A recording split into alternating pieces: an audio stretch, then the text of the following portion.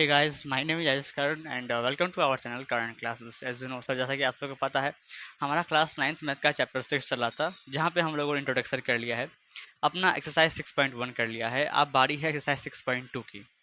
तो ये जो वीडियो होने वाला है खास करके अपना एक्सरसाइज 6.2 के ऊपर ही होने वाला है, जिसमें हम लोग मेनली क्वेश्चन नंबर 1, 2, 3 के ऊपर डिस्कशन करने वाले हैं। आई थिंक बातें समझ में आ रही है। ओके, तो हाँ सर, मालूम चल चुका है कि इस वीडियो लेक्चर में खास करके कौन कौन से सवाल हमें बताए जाएंगे। वो है 1, 2 एंड 3 एक्सरसाइज 6.2 का। ओके हाँ सर, ठीक है।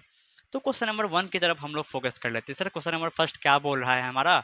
तो देखो फिगर यहाँ लिखा हुआ है। हाँ, अब ये फिगर नंबर है, घबराना नहीं। 6.23 में अपने एनसीईआरटी बुक में देखोगे तो यही फिगर दिया हुआ है, ठीक है। तो सर उसमें बोल रहा है if A B parallel C D, क्या दिया हुआ है यहाँ पे कि ए बी जो है वो आपको पैरेलल है सी डी के। ये आपको सिंबल है पैरेलल का। जब हम लोग ड्रॉ करते हैं किसी भी पैरेलल लाइंस पे तो ऐसे दिखाते हैं, इसका मतलब है कि ये दोनों आपस में क्या है, पैरेलल हैं। तो सवाल बोल रहा है कि ए बी पैरेलल है सी डी का, जो कि हमने दिखा दिया है। आगे बोल रहा है कि सी डी पैरेलल है ई एफ का। अब सी डी पैरेलल है ई एफ का, ये भी इसके पैरेलल है, ठीक ना। हाँ ठीक है। तो यहाँ से हमें क्या समझ में आता है, पहले आगे एक सेकंड रुकते हैं और नहीं तो देख लो। वाई जेड का रेशियो, वाई और जेड का रेशियो दिया है 3:7 और आपसे फाइंड करने के लिए बोल रहा है एक्स। बहुत ईजी सा सवाल है, कैसे सॉल्व होगा मैं पहले आपको वो बता। देखो कि क्या है ना कि सवाल है ना दो तरीके से सॉल्व होता है। पहला तो आप इसे ऊपर ऊपर सॉल्व कर लो कि हाँ ये करेंगे ऐसे करेंगे, और दूसरा तो आप सारी चीज़ को लिख के कर लो। तो पहले मैं ऊपर ऊपर से आपको एक बार बता दूंगा, लेकिन आप हमें पहले ये बताओ, यदि यहाँ दिया हुआ हमारा सोल्यूशन स्टार्ट हो जाता है कि ए बी जो है आपको पैरेलल दे रखा है सी डी का, बताओ दिया कि नहीं? हाँ सर दिया हुआ है। अब आगे बोला है सी डी भी पैरेलल है ई एफ के, दिया हुआ है। हाँ सर दिया हुआ है। तो यहाँ से आपको क्या समझ में आता है, ए बी सी डी के पैरेलल है और सी डी ई एफ के पैरेलल है, मतलब ए बी भी ई एफ के पैरेलल होगा। बोलो कि ए बी भी ई एफ के पैरेलल होगा। तो देखो तीनों लाइन आपस में पैरेलल हैं, तो इन ऐसे लिखने के बजाय हम इसको ऐसे लिख सकते हैं क्या कि ए बी जो है पैरेलल है सी डी के, अब पैरेलल है ई एफ के, मतलब ये जो तीनों लाइन है आपस में पैरेलल है। मैंने ऐसा क्यों लिखा, एक बार बात को समझो, मेरी बात को। सवाल में बोल रहा था ए बी पैरेलल है सी डी के और सी डी पैरेलल है ई एफ के। अगर ये इसके पैरेलल है और ये इसके पैरेलल है तो ये इसके भी तो पैरेलल होगा। और हमने क्या लिखा, अगर ये तीनों है तो आपस में तीनों बात पैरेलल है। ये जो दोनों बात थी ये बात गिवन थी। आइए हमने इससे निष्कर्ष निकाला और हमने कुछ ऐसा लिखा कि तीनों लाइन जो है आपस में पैरेलल है। यहाँ तक समझ में आता है? हाँ सर यहाँ तक समझ में आता है। अब आगे बताइए। अब सवाल में दे रखा है बच्चों कि y/z जो दे रखा है वो 3:7 दे रखा है। ये रेशियो में दे रखा है आपको, ये प्रॉपर नंबर नहीं दिया हुआ है आपको, आपको ये रेशियो में दे रखा है। आप देखोगे तो ये आपको नंबर्स जो हैं वो रेशियो में दे रखे हैं, ये प्रॉपर नंबर नहीं है, ये प्रॉपर वैल्यू नहीं है उस एंगल का। तो ठीक है, यहाँ से हम लोग इसको लेट करने वाले हैं। अगर x ये सवाल में x नहीं रहता तो इसको हम x लेट कर लेते हैं, लेकिन क्योंकि सवाल में x एग्जिस्ट कर रहा है तो x के अलावा आप कोई वेरिएबल इसमें लेट कर सकते हो, जैसे a b c कुछ भी लेट करना है कर लो। तो हम लेट कर रहे हैं y को। देखो y/z है, मतलब कि y पहला में है तो यहाँ पे इसकी वैल्यू भी पहले वाली ही होगी, z बाद में है तो उसकी वैल्यू भी बाद वाले ही होगी, ठीक है। तो y पहला है तो 3 यहाँ भी पहला है, तो y को हम लोग 3a लेट करेंगे। हाँ, z को हम लोग बाद में 7 है तो 7a लेट करेंगे। बात समझ में आ रही है?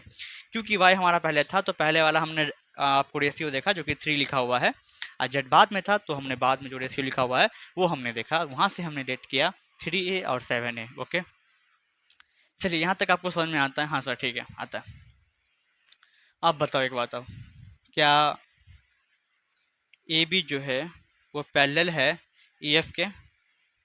हमने अभी जस्ट निकाला है क्योंकि तीनों आपस में पैरेलल हैं और ए बी ई एफ के पैरेलल है कि नहीं? बता। अरे भाई साहब, ए बी जो लाइन है ऊपर वाला, ये नीचे वाला के पैरेलल है? आप बोलोगे हाँ सर है, तो आपने जस्ट निकाला अभी। और ये ट्रांसवर्सल दिख रहा है, बुक में ट्रांसवर्सल का नाम नहीं दे रखा है इसलिए मैंने नाम लेट कर लिया टी। ये ट्रांसवर्सल टी लाइन, ये नाम है इसका टी। तो ट्रांसवर्सल टी इसको कट कर रहा है। अब बताओ आप एंगल जेड में और एंगल एक्स में क्या रिलेशन निकल के आ रहा है, एंगल जेड में और एंगल एक्स में क्या रिलेशन देखने को मिल रहा है? तो आप बोलोगे, अगर आप इंट्रोडक्शन देख के आए हो तो आप बोलोगे कि सर ये जो हमारा आपको ट्रांसवर्सल टी जो कि A B parallel E F को आपको कट कर रहा है 2 पॉइंट पे, तो जहाँ हमारा जेड में और एक्स में एक रिलेशन बन रहा है वो है अल्टरनेट इंटीरियर एंगल का। अभी आप ये बीच वाला आप लाइन भूल जाओ, आप बस ये ऊपर वाला देखो और नीचे वाला देखो, ये जो ट्रांसवर्सल लाइन है उसको देखो, तो जेड एंगल और एक्स एंगल आपस में अल्टरनेट इंटीरियर एंगल होंगे। ठीक है, इसको भूल जाओ, आंख बंद करो और इसको भूल जाओ। सर आंखें बंद करेंगे तो सवाल कैसे दिखेगा? अरे वो भी बात है, ठीक है, आप यहाँ देखिए, सवाल आंख खोल के देख लो, खुद ही बता दें। पर जब महसूस करने की बात आती है तो सबसे अच्छा होता है आंख बंद करके इमेजिन कर लेना। ठीक है, तो सर ठीक है, जब A B parallel E F है एंड टी इज ट्रांसवर्सल और टी ट्रांसवर्सल है, तो एक बात हमें समझ में आती है कि एंगल जेड जो है बराबर है एंगल एक्स के। क्या दोनों बराबर है? हाँ सर बराबर है। ये क्यों बराबर है? क्योंकि ये अल्टरनेट इंटीरियर एंगल है, इंटीरियर एंगल्स। बात समझ में आ रही है? हाँ सर ठीक है, बात समझ में आ रही है, ये समझ में आ गया। हाँ, अब आप बताओ कि सर जेड कितना हमने आपको लेट किया था? तो जेड हमने 7a लेट किया है। जेड कितना है? 7a लेट किया है, ये एंगल एक्स के बराबर है। इसका मतलब आपको नीचे तक दिख रहा है? सर वो नीचे वाला लाइन हमें नहीं दिख रहा है, इसे मत लिखो आप, ठीक है। यहाँ तक दिख रहा है? हाँ सर दिख रहा है। चलिए अब हम इधर लिख लेते हैं, कोई दिक्कत वाली बात नहीं, ठीक है। एंगल एक्स है, एंगल जेड जो है एक्स के बराबर है, क्योंकि आपस में अल्टरनेट इंटीरियर एंगल्स हैं। और हमने जेड को 7x माना, सॉरी 7a माना है। क्या माना है? 7a बराबर एंगल एक्स का एंगल एक्स, मतलब कि एंगल एक्स कितना हो गया? 7a। या तो मैं ऐसे ना लिख के डायरेक्ट लिखता, क्योंकि जेड एक्स के बराबर है और जेड 7 है, तो एक्स भी हमारा क्या होता है? 7 है। एक ही लाइन में हम ऐसे लिख देते, पर कोई बात नहीं, आप ऐसे समझो, कोई दिक्कत वाली बात नहीं है। समझ में आ गया? एक्स भी हमारा क्या होगा? 7a होगा। हमने अभी तक क्या क्या किया है? हमने बस क्या किया? तीनों लाइन को पैरेलल प्रूफ किया है, जो कि यहाँ पे है। फिर जो भी इसमें रेशियो दिया हुआ था 3:7 का, तो हमने y को 3a माना और z को 7a माना। फिर हमने कहा कि ए बी पैरेलल है आपको ई एफ के और ट्री ट्रांसवर्सल है, तो z और x जो है अल्टरनेट इंटीरियर एंगल हो जाएंगे और आपस में अल्टरनेट इंटीरियर एंगल बराबर होते हैं, तो हमने बराबर कर दिया। क्योंकि z हमारा 7a है तो x भी हमारा 7a होगा। बात समझ में आ रही है? इतना ही किया हमने अभी जस्ट। अब आप हमें दूसरी बात बताओगे। सर क्या बात बताएंगे हम आपको? अब बताओगे कि क्या ए बी पैरेलल है सी डी के? तो हाँ सर, ये तो गिवन है, ये तो गिवन है, बात बराबर। और ट्रांसवर्सल टी है and T is transversal, transversal. Sir क्या ये लिखना जरूरी है ये लाइन? हाँ बहुत जरूरी है बच्चे। इसके बिना आप कैसे लिख दोगे? कोई भी एंगल को कैसे डिफाइन कर दोगे कि ये को इंटीरियर है या अल्टरनेट है या करस्पॉन्डिंग, कुछ भी कैसे डिफाइन कर सकते हो, नहीं ना? तो अब हम ये नीचे वाले लाइन से कोई मतलब नहीं रहेगा, फिलहाल भूल जाओ इसको। फिलहाल आप ए बी और सी डी पे ही ध्यान दो और ट्री ट्रांसवर्सल पे ध्यान दो। तो बताओ एक्स में और वाई में क्या रिलेशन बन रहा है? तो आप बोलोगे सर एक्स और वाई ट्रांसवर्सल के एक ही साइड में है और अंदर में है, तो उसको बोलते हैं को इंटीरियर एंगल, मतलब कि बोलो बोलो, अगर आपको नाम पता है तो बोलो। कंसेक्यूटिव एंगल्स होते हैं जिनका शॉर्ट फॉर्म में हमने बताया था को इंटीरियर एंगल, ठीक है। तो हाँ सर, एक्स और वाई हमारा क्या है? को इंटीरियर एंगल है और को इंटीरियर एंगल का सम होता है 180 डिग्री, मैंने आपको बताया हुआ है, ठीक। बहरहाल यहाँ ध्यान दे लेते हैं, यहाँ लिखा हुआ है कि यहाँ से लिख सकते हैं angle X plus angle Y बराबर 180 डिग्री। अब ये क्यों 180 डिग्री हो? क्योंकि ये को dot I N T dot angle, ठीक है। अब x प्लस वाई का सम 180 डिग्री होगा? हाँ सर होगा, जरूर होगा, जरूर होगा। x क्या हो गया? 7a हो गया। वैल्यू पुट करेंगे, y कितना माना था हमने? हमने सर y को 3a माना है, अच्छी बात है, बराबर 180। अब क्या है? अब सॉल्व करना है इक्वेशन को, a का मान निकालना है। 7 3 10 है बराबर 180। अब एक उसी साइड छोड़ दो, 180 साइड है, 10 गुना में है, इधर जाएगा तो डिवाइड में हो जाएगा, जीरो से जीरो काट दो, a का मान 18 डिग्री आ गया। ए का कितना मान आ गया? ए का मान 18 डिग्री आ चुका है। अब क्योंकि ए का मान निकल गया, हमको बोलना है कि एक्स क्या है। तो आप बताओ कि एक्स, आप इसे एक्स लिखो चाहे एंगल एक्स लिखो, बात बरोबर है। आप एंगल का साइन नहीं भी दोगे फिर भी चलने वाला है, क्योंकि वो एंगल को एक्स लेट किया गया है क्वेश्चन के द्वारा। तो आप एंगल का सिंबल दो, चाहे नहीं तो आप डायरेक्ट भी लिख सकते हो, डायरेक्ट एक्स बराबर जेड भी लिख सकते हो, चाहे एंगल लगाना है तो लगा दो, कोई दिक्कत वाली बात नहीं है, ठीक है, समझे? हाँ, तो x हमने कितना लेट किया था, या तो हम कहें एंगल x के हमने कितना लेट किया था? तो सर एंगल x निकल के आया था 7a, ठीक है। हाँ, 7 गुने a का मान कितना निकल के? 18 और 18 7 सा 126 डिग्री, बात खत्म। समझ में आ रही है बात? तो सर x कितना निकल के आ गया, चाहे हम बोले एंगल x कितना निकल के आ गया, बात बरोबर है। तो सर ये निकल के आ गया 126 डिग्री, ये हमारा आंसर हो गया। आई थिंक आपको बातें समझ में आ रही है। तो इसी के साथ देख लो, इतना इजी सा क्वेश्चन था। क्वेश्चन नंबर फर्स्ट खत्म हो चुका है, मूव कर लेते हैं सेकंड क्वेश्चन की तरफ, है ना। सर ये रहा क्वेश्चन नंबर 2 और इसे भी तुरंत सॉल्व कर लेंगे, ओके। हाँ सर ठीक है। क्वेश्चन नंबर 2 क्या कर रहा है हमारा? फिगर दिख रहा है? हाँ सर फिगर तो दिख रहा है। अब सवाल में लिखा हुआ है कि ए बी जो है वो भैया पैरेलल है सी डी के। यहाँ पे ए बी लाइन है आपको, वो पैरेलल है सी डी के, दिख रहा है? हाँ सर दिख रहा है। अब एंगल जी ई डी 126 दे रखा है। ये जो एंगल जी डी मैं जो ये मार्क कर रहा हूँ, 126 डिग्री दे रखा है, देख लो GED कितना है भैया, 126 डिग्री। ओके हाँ, आपको फाइंड करने के लिए बोल रहा है, तीन एंगल है यहाँ पे लिखा हुआ, कितना एंगल, तीन एंगल फाइंड करना। बारी बारी से हम लोग पहले तो इसको मार्क कर लेते हैं, तो भूल जाएंगे सर क्या फाइंड करना था क्या नहीं फाइंड करना था। AGE क्या लिखा हुआ है, AGE ये वाला एंगल फाइंड करना है। ओके, फिर GEF फाइंड करना है। GEF का है भैया, तो ये छोटा सा एंगल जो दिख रहा है आपको ये है। ओके, और फिर फाइंड करना है आपको FGE ये वाला एंगल भी फाइंड करना है। तो मैंने जो भी एंगल आपको मार्क किया है वो आपको फाइंड करना है। आई थिंक आपको दिख रहा होगा। सर दिख तो रहा है, बारी बारी से इतना बोलने की जरूरत है नहीं। अच्छा ठीक है, तो ये एंगल फाइंड करेंगे, ये फाइंड करेंगे, देन ये फाइंड करेंगे। पहले ऊपर ऊपर फाइंड कर ले। हाँ सर ऊपर ऊपर पहले फाइंड कीजिए। पिछले क्वेश्चन में भी आपने यही बोला था ऊपर ऊपर फाइंड कर ले, पर आपने बताया नहीं था। ठीक है, इस क्वेश्चन में समझ लो क्या करने वाले हम लोग। पहले एंगल ये फाइंड करना है, तो ए भी पैरेलल है CD के। हाँ सर पैरेलल है। ये ट्रांसवर्सल है GE। हाँ सर ट्रांसवर्सल GE है।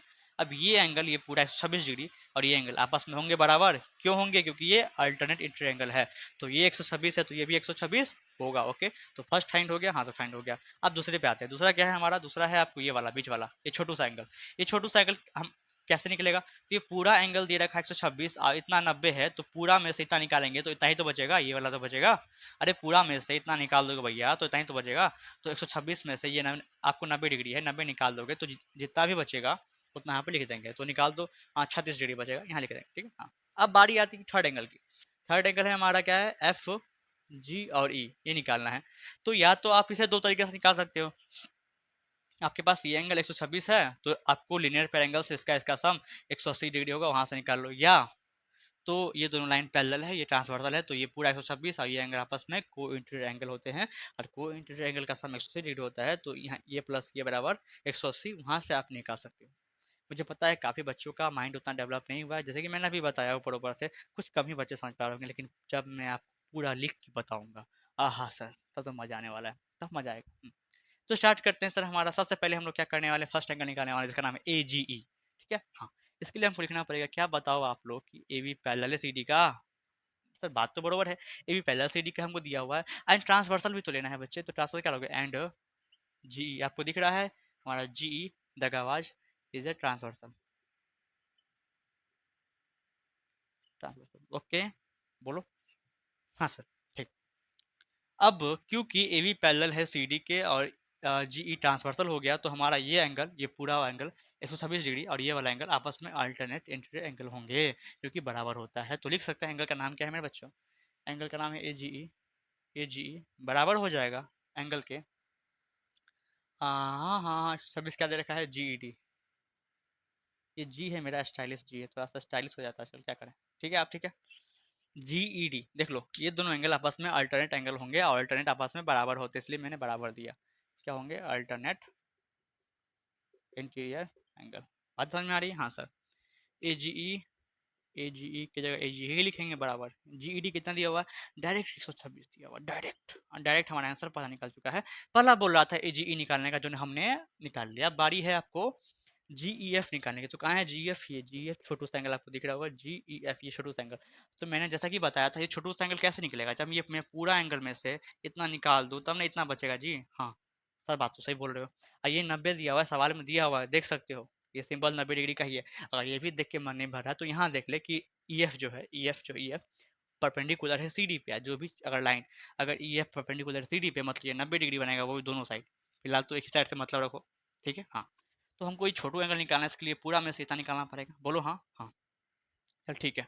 तो निकालते हैं ना, तो निकालते हैं। एंगल का नाम क्या लिखा हुआ है, एंगल निकालना है सर हमको GEF। क्या निकालना है, GEF। देख तो एक बार GEF कहाँ है, GEF कहाँ है, तो GEF सर ये रहा। ये कैसे निकलेगा, जब पूरा में से इतना निकालेंगे, तो पूरा कितना है, GED पूरा है, क्या है, GED पूरा है, उसमें से क्या निकाल देंगे, पूरा में से अगर इतना डिग्री जो हम लोग निकाल दें, इसका नाम FED है। क्या निकाल दें हम लोग, FED।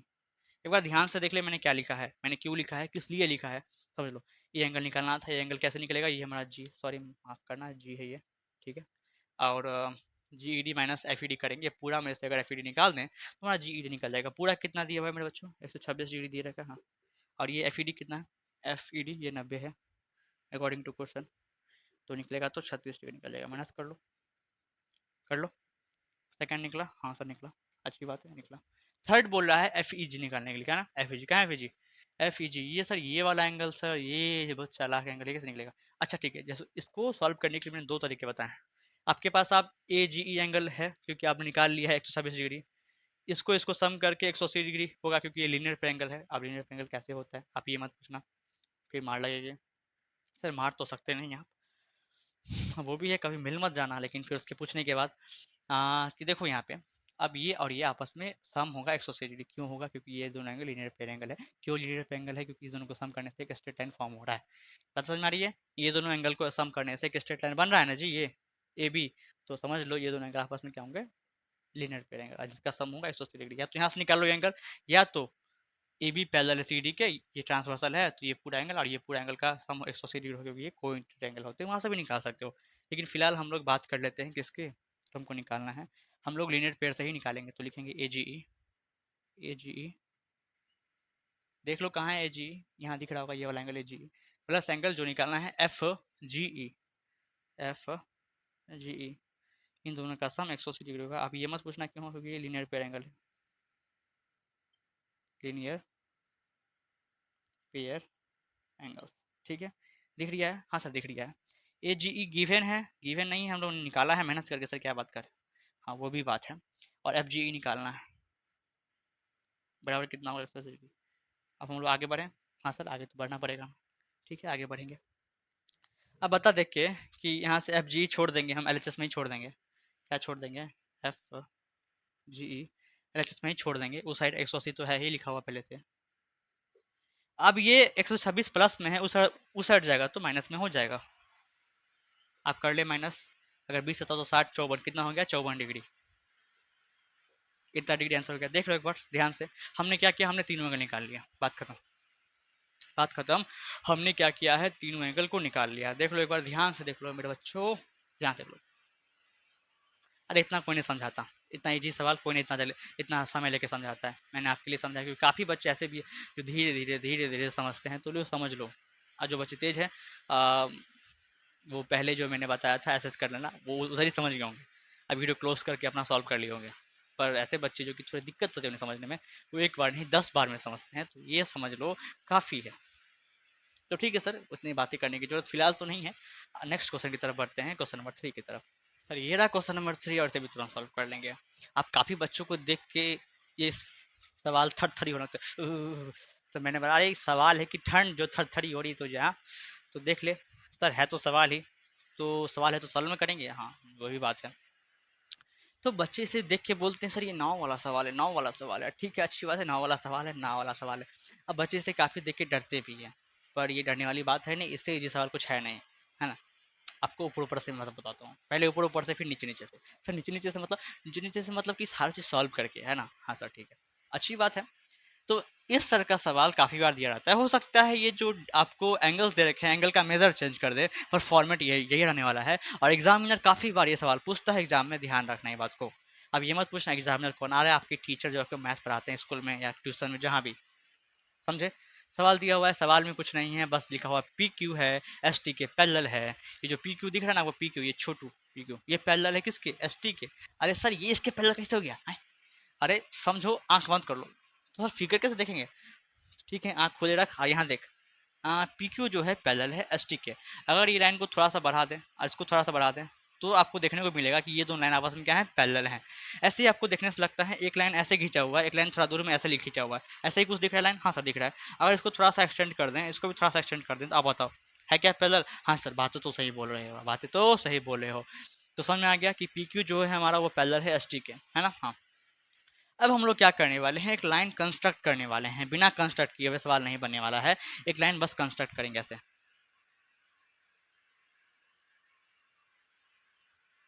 हमने एक लाइन क्या किया, कंस्ट्रक्ट किया, जिसका नाम हमने रख दिया ए बी। सबसे सुंदर सा नाम है ए बी, 2 अक्षर का प्यारा नाम ए बी। ठीक है ठीक है ठीक है ठीक है ठीक है। हाँ तो हमने एक लाइन कंस्ट्रक्ट कर दिया ए बी। अब मैंने कुछ इस तरह से कंस्ट्रक्ट किया है कि पी क्यू जो है ए बी के पैरेलल है और एस टी जो है वो भी ए बी के पैरेलल है। ये क्या हो गई बात?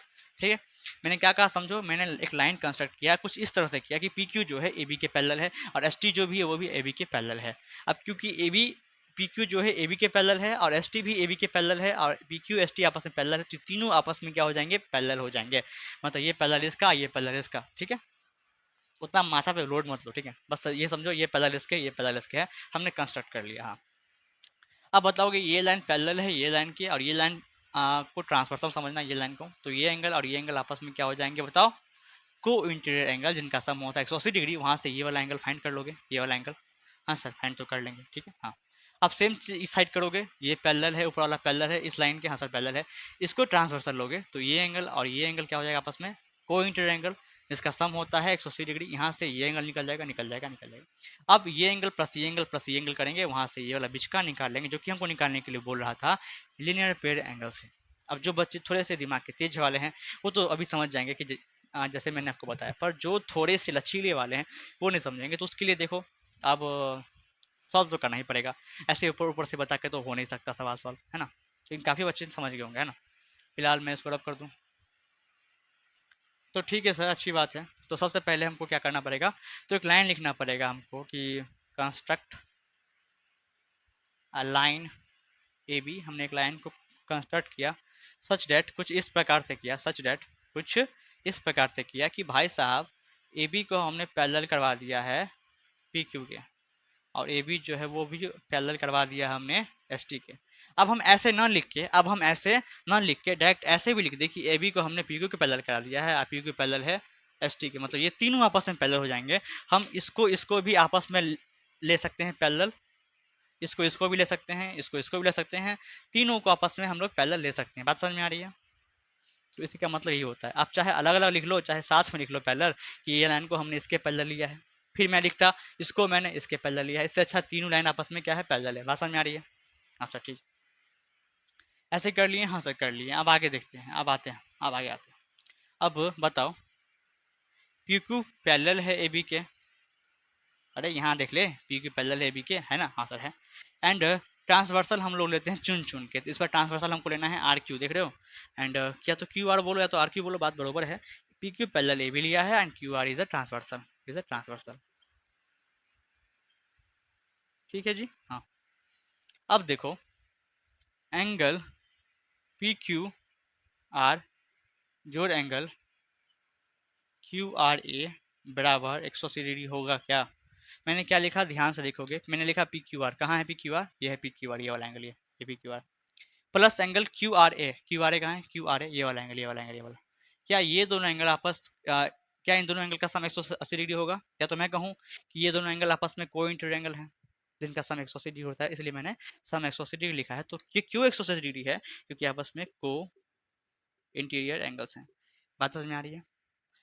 ये वाला एंगल और ये वाला एंगल आपस में क्या है, को इंटीरियर एंगल है। तो ठीक है, फिर क्यू आर दे रखा हम सबको 110 डिग्री प्लस, अब क्यू आर ए की जगह पर क्यू आर ए ही लिखेंगे क्योंकि वो तो नहीं दे रखा भैया, बराबर 180 डिग्री। क्योंकि हमको क्यू आर ए फिलहाल निकालना है तो क्यू आर ए को इसी साइड छोड़ देंगे, 180 साइड में तो था ही, 110 उस साइड जाएगा तो माइनस का 110 निकल के आ जाएगा 70। मतलब सर क्यू आर ए कितना निकल के आ गया, क्यू आर ए फिलहाल तो सर 70 निकल के आ गया है। बातें समझ में आ रही है। हाँ ठीक, ठीक ठीक। अब सेम प्रोसेस फॉलो करेंगे हम इस साइड में, क्योंकि एस टी पैरेलल है ए बी के और हम एस आर को लेने वाले हैं ट्रांसवर्सल, और वहाँ से हम लोग ये वाला एंगल फाइंड करने वाले हैं, ये वाला एंगल। तो सेम चीज प्रोसेस करेंगे, मैंने जो आपको बताया है वो ध्यान से देखो आप। अब मैं लिखने वाला हूँ कि एस टी जो है पैरेलल है वो ए बी के, कहाँ से मैंने ये उठा लिया, अरे मैंने यहाँ से उठा लिया कि एस टी जो पैरेलल है ए बी की, क्योंकि तीनों लाइन आपस में क्या है, पैरेलल है। हमने कुछ ऐसा कंस्ट्रक्ट किया है। बात समझ में आ रही है। हाँ सर ठीक है। और एस टी जो है ए बी के पैरेलल है एंड हमने एस आर को ट्रांसवर्सल लिया सर, किस बार, एस आर को। देखो फिगर में, समझो फिगर को, मैं यहाँ जो लिख रहा हूँ फिगर को समझना। हमने कहा कि एस टी को पैरेलल लिए हैं ए बी के और एस आर को पैरेलल लिए हैं, सॉरी एस टी पैरेलल है ए बी के और एस आर को ट्रांसवर्सल लिए हैं, समझो बात को, ठीक है। अब वहाँ से क्या हम ऐसा लिख सकते हैं क्या, हम यहाँ से वहाँ से क्या ऐसा लिख सकते हैं क्या, 130 वाला एंगल क्या था जी, आर एस टी नाम था, क्या था, आर एस टी, ठीक है। आर एस टी जोड़ हाँ S R B, S R B बराबर 180 डिग्री होगा। अरे भाई इन दोनों एंगल का सम 180, मैंने जो यहाँ पे एंगल लिखा है उसको देखो तो पहले, लिखो जो कहाँ पे है, आर एस टी कहाँ है, ये आर एस टी, ये वाला एंगल, ये वाला। और ये एस आर बी कहाँ है, एस आर बी ये वाला एंगल, ये वाला एंगल। इन दोनों का सम 180 डिग्री होगा क्या, क्योंकि ए बी पैरेलल है एस टी के और एस आर ट्रांसवर्सल है, तो जो ट्रांसवर्सल लाइन उसके एक साइड में जो इंटीरियर एंगल का सम होता है वो 180 डिग्री होता है, इसका नाम है को इंटीरियर एंगल। मतलब 130 प्लस ये एंगल बराबर 180 डिग्री, क्योंकि इन दोनों का सम कितना हो जाएगा 180 डिग्री। आप यहाँ से बताओ, आपको सबको दिख रहा है क्या? एक लाइन हो जाएगा क्या? हाँ सर हो जाएगा। एक आर एस टी दे रखा है 130 डिग्री, ठीक है हाँ। हमें एस आर भी नहीं दे रखा भैया, वहाँ से निकालेंगे पहले एस आर बी। सर ये बताओ, आप ये एंगल निकाल क्यों रहे हो, ये वाला और ये वाला? हमको निकालना तो बीच का एंगल है ये वाला। अरे मूर्ख, शुरू में बताया तो कहाँ दिमाग है? ये निकालना पड़ेगा, फिर ये निकालना पड़ेगा, तब ही निकलेगा, समझा? ठीक है, यहाँ तक समझ में आता है। नेक्स्ट मूव करते हैं यहाँ पे। अब यहाँ से हमको एस आर बी निकालने वाला है। क्या है S R B? S R B निकालने वाला है सर, वो है 180, तो इस साइड है ही 130, उधर ले जाएंगे तो माइनस का 130 हो जाएगा, जो कि माइनस का कितना है बताओ, तुरंत बताओ। अरे हाथ रुकना नहीं चाहिए। 50 डिग्री कितना आएगा? 50 डिग्री दिख रहा है। मतलब सर ये एस आर बी निकल गया क्या 50 डिग्री? अब मेरे पास ये एंगल है 70, ये है 50, तो ये निकलेगा, बोलो ये निकलेगा? हाँ सर निकलेगा। क्यों निकलेगा? क्योंकि ये तीनों को एंगल को सम करने से एक लाइन फॉर्म हो रहा है जिसका नाम ए बी है, देख लो, जिसको बोलते हैं लीनियर पेयर एंगल, और सम होता है उसका 180 डिग्री। वहाँ से हम लोग निकाल लेने वाले हैं, ठीक है। तो आप हमें ये बताओ, एंगल क्या नाम था जी? Q R A, Q R A, Q R ए जो एंगल जो निकालने का था, क्या नाम था? Q R S. यही एंगल मेन हमको निकालने का था, ये वाला एंगल निकालने का था। हाँ क्यू आर एस जोड़। साइड एंगल का नाम क्या था? एस आर बी है ना। मैंने लिखा ये एंगल प्लस ये एंगल प्लस ये एंगल बराबर कितना हो जाएगा? 180 डिग्री। और ये 180 डिग्री क्यों हुआ? क्योंकि ये तीनों एंगल को सम करने से देखो एक लाइन फॉर्म हो रहा है ये भी। अरे इतना एंगल जो इतना एंगल है, जो इतना एंगल, ये तीनों एंगल को फॉर्म करने से एक लाइन फॉर्म हो रहा है। तीनों एंगल को जोड़ने से तो बोलोगे हाँ हो रहा है, तो ठीक है ये 180 डिग्री फॉर्म होगा, क्योंकि ये लीनियर पेयर एंगल हो जाएगा। लीनियर पेयर एंगल मैंने शॉर्ट फॉर्म में लिख दिया, आप लॉन्ग फॉर्म में लिख लेना क्योंकि जगह कम है यहाँ पे। ठीक है, क्यू आर ए हम लोगों ने निकाला था, जस्ट निकाला था, कितना है? 70 डिग्री है। प्लस क्यू आर एस तो भैया हमको निकालना ही है, और S R B, S R B हम जस्ट निकाला है 50 बराबर 180 डिग्री। ठीक। अब एल एच एस में पहले जोड़ लेते हैं जो भी हमारा कांस्टेंट है, तो 7 5 12 मतलब 120 डिग्री जोड़ क्यू आर एस का, क्यू आर एस बराबर 180 डिग्री। ठीक है हाँ। अब यहाँ से क्यू आर एस को इसी साइड छोड़ देने वाले हैं हम लोग, क्योंकि ये फाइंड करना है। 180 पहले से लिखा हुआ था साइड में, और 120 वहाँ जाएगा, तो बताओ माइनस का 120 हो जाएगा, और ऐसा निकल जाएगा 60 डिग्री। मतलब बातें समझ में आ रही है? इतना प्रपंच किया गया बस एक एंगल को निकालने के लिए, जिसका नाम है क्यू आर एस। ये वाला एंगल, ये वाला एंगल एक 60 डिग्री का एंगल निकला, तो ये हमारा आंसर हो गया। बातें समझ में आ रही है? क्वेश्चन में थॉट समझ में आ रहा है? बोलो बोलो बोलो। हाँ सर समझ में आ रहा है, अच्छी बात। तो ठीक है, काफ़ी समय हो गया है, हम वीडियो ख़त्म करते हैं, क्योंकि जैसे कि मैंने कहा था क्वेश्चन नंबर 1 2 3 ही बताने वाला हूँ मैं वीडियो में, उससे अधिक नहीं बताने वाला हूँ, क्योंकि वीडियो काफ़ी लेंथी हो जाता है। अब वो 2 सवाल और है, 4 और 5 इस चैप्टर में, है ना? तो ठीक है, कर लेने वाले हम लोग 4 5 क्वेश्चन, ठीक है। लेकिन आप एक बात कहना था, ये वीडियो ख़त्म हो चुका है, आप जिसको जानना है जा सकते हो, पर एक बात सुन लो कि N C R T book जो आपका नया नया आया है, उसमें जो प्रिंट आउट है उसमें जो 6.2 का, उसमें कुल 6 सवाल होने वाले थे, जिसका आंसर पीछे में 6 सवाल का आंसर दिया हुआ है, लेकिन क्वेश्चन बस 5 ही है। एक बात को गौर करना, कभी देखना पीछे उल्टा के। 6.2 का जो आंसर सेट खोलोगे पीछे में, तो उसमें 6 आंसर लिखा हुआ है, 1 2 3 4 5 6, लेकिन सवाल 5 ही है ना? सवाल 5 ही, एक सवाल मिसिंग लगता है। ठीक, कोई बात नहीं, जो है सो है, जितना है उतना पर्याप्त है। हम लोग आप लोग क्वेश्चन करते रहो, और जो नोट्स मैंने बताया है वो रिवाइज करते रहो। नोट्स प्रॉपर रिवाइज करना है, जब भी क्वेश्चन सॉल्व करो उससे पहले नोट्स रिवाइज कर लो, तो ठीक है, आप समझदार हुई। तो ठीक है, तब तक के लिए टेक केयर, बाय बाय।